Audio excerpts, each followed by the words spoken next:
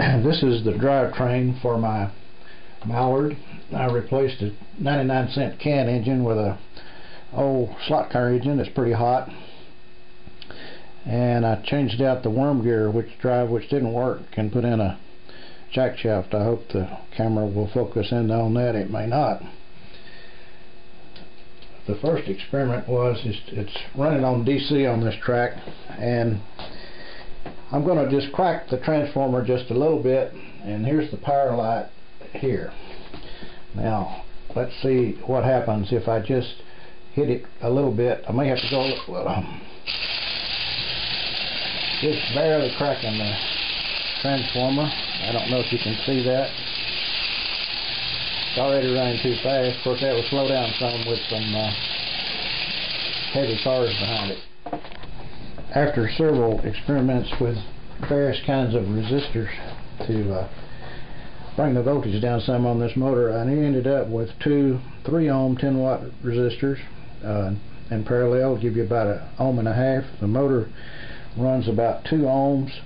This should cut the voltage down almost in half. So I'm going to give it a try for the first time here. Lord knows what will happen.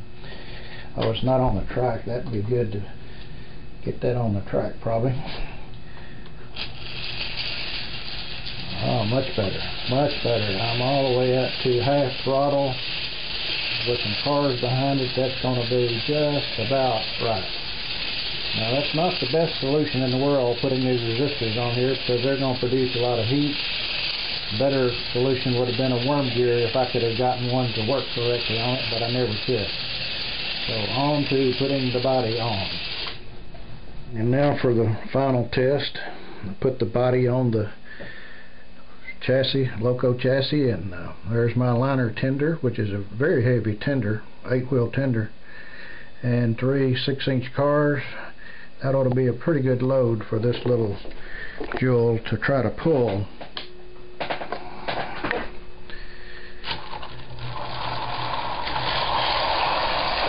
About half throttle. Uh-oh, got a little bad spot there where my crossing gate, my crossing signal is. Well, let's give it a little help and speed it up a little.